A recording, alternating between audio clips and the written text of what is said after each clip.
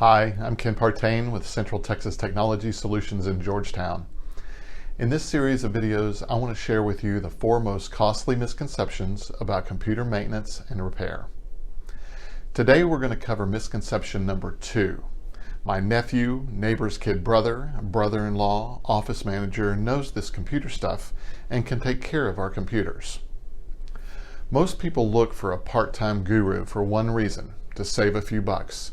But this often comes back to haunt them.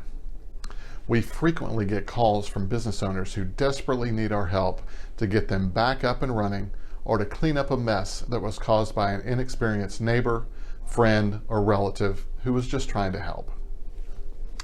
If the person you have working on your machine does not do computer repair and support for a living, there's a very good chance they won't have the knowledge or experience to truly help you. They are a hobbyist at best.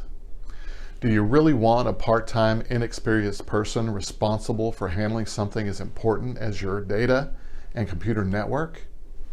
As with everything in life, you get what you pay for.